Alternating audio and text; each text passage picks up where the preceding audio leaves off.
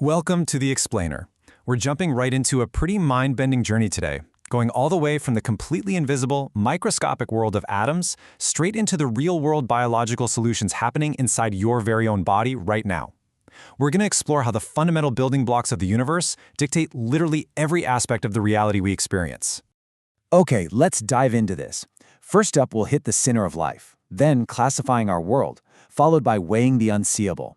After that, we'll unpack the mole concept and wrap it all up with chemistry in action. To set the stage here, consider this thought from the ancient philosopher Democritus. He said, "We think there is color, we think there is sweet, we think there is bitter, but in reality there are atoms and a void." Pretty profound, right? I mean, everything we experience, the taste of your morning coffee, the vibrant colors of a sunset, even the clothes you're wearing, it's all essentially this grand illusion created by atoms interacting in the void. So let's look at how that hidden reality actually works. Section 1. The Center of Life. Chemistry is everywhere. And because it is so foundational, grasping chemistry opens up just a boundless array of career opportunities. We're not just talking about folks in white coats staring at test tubes all day. No, we're talking about biomedical chemists developing life-saving HIV and AIDS drugs that can turn deadly epidemics into manageable conditions, or space fuel processors engineering the literal propellants that are going to take us to Mars.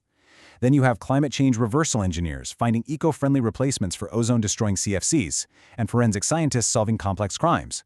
Understanding the concepts we're going over today is step 1 towards solving some of humanity's absolute biggest challenges. Moving on to Section 2, Classifying Our World, Organizing Matter. And this brilliantly illustrates our starting point. To understand this vast chemical world, we first have to figure out how to categorize it. We can classify matter physically, or we can classify it chemically. Physical classification is probably what you're already super familiar with. Deciding if something's a solid, like ice, a liquid, like water, or a gas, like water vapor. You change those states just by tweaking temperature and pressure. But chemical classification, that dives a bit deeper. It categorizes matter into mixtures, like green tea, where different chemical entities just kind of hang out together without interacting chemically, or into pure substances. And pure substances are composed of specific, simple atoms or molecules, like pure copper or carbon dioxide. So if pure substances are made of atoms, it naturally begs a rather tricky question. How much does an individual atom actually weigh? Section 3. Weighing the unseeable, measuring the invisible. Since atoms are unimaginably small, we're talking 10 to the power of negative 10 meters in diameter. We obviously can't just drop them on a bathroom scale. To solve this, the scientific community agreed to use the carbon-12 atom as a universal baseline. They basically said, let's fix the mass of carbon-12 at exactly 12 unified atomic mass units, or U for short. And then everything else is weighed relative to that. So hydrogen, which is way lighter, has a relative atomic mass of about 1.008 U.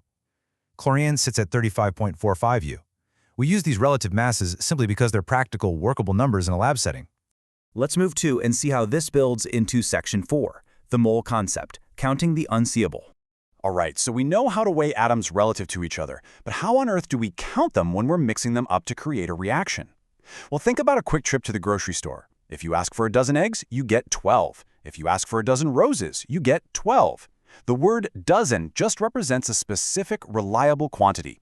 Chemists use that exact same logic. But because atoms are so incredibly tiny, if you asked for a dozen atoms, you wouldn't even have enough to make a tiny speck of dust. So we need a word that represents a much, much larger quantity, and that word is the mole. Just like a dozen is always 12, a mole is always a specific, constant number of entities. And that number is 6.022 times 10 to the 23rd power. Seriously, just take a second to appreciate the jaw-dropping scale of that number. To put it into perspective, if you take exactly 12 grams of that standard carbon-12 we talked about earlier, it will contain exactly this many carbon atoms. This massive figure is known as Avogadro's number. It's the absolutely crucial bridge between the microscopic world of individual atoms and the macroscopic world of grams and liters, the stuff we can actually see and measure in a lab. So whether you have a mole of carbon atoms, a mole of water molecules, or a mole of electrons, you always have exactly 6.022 times 10 to the 23rd of them, no exceptions. This famous number is actually named in honor of Amedeo Avogadro, an Italian physicist. He proposed this brilliant idea that equal volumes of all gases, assuming they're under the same temperature and pressure conditions, contain equal numbers of molecules. His work laid the absolute foundation for the mole concept, which is what allows chemists to accurately predict the amounts of substances they need for chemical reactions. Section 5. Chemistry in Action. Solving Macroscopic Problems. So the crucial point is how we actually apply all these theoretical atomic weights and moles to a real-world biological problem. Here is a highly relatable everyday application of all this chemistry. How do antacids actually work? Think about it. You get heartburn, you pop a little chalky tablet, and suddenly you feel totally fine. What is actually happening chemically in that moment? Well, inside your stomach right now, you've got gastric acid, which contains hydrochloric acid to help digest your food. Normally, the concentration of this acid is about 0.082 moles per liter. Think of that as the healthy, normal crowdedness of acid molecules. But when you eat certain triggering foods or get super stressed, that concentration can spike. And when it exceeds 0.1 moles per liter, that excess acid starts burning the lining of your esophagus, and that's what causes that painful heartburn and acidity. So what do? You ingest an antacid tablet. Now, these tablets contain basic compounds like aluminum hydroxide or magnesium hydroxide. Once they hit your stomach, a rapid chemical reaction kicks off. The bases in the tablet react directly with that burning excess hydrochloric acid. It's a classic neutralization reaction. The result? That harsh acid is gently converted into completely harmless water and salt, bringing you that much-needed relief. Now, what's really interesting about this is the exact math behind that relief. Let's say a typical antacid tablet contains 250 milligrams of aluminum hydroxide and 250 milligrams of magnesium hydroxide. Using the mole concept we just learned, chemists can calculate exactly how much neutralizing power that actually is. They convert those milligrams into moles. The aluminum hydroxide yields 0.0096 moles of neutralizing hydroxide ions, and the magnesium hydroxide yields 0.0086. Add those together, and one single 500 milligram tablet delivers exactly 0.0182 moles of neutralizing power.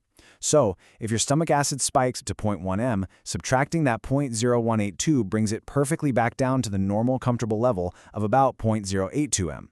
It is precise, literal, mathematical chemistry happening right there in your gut. And that brings us to the end of the explainer. From the philosophical void of Democritus to the exact moles of acid neutralizing in your stomach, chemistry dictates the whole shebang. So I'll leave you with this provocative thought. If a single tiny tablet is performing such precise mathematical equations inside you, what other invisible chemical reactions are keeping you alive right now? Thank you so much for exploring the building blocks of reality with us today.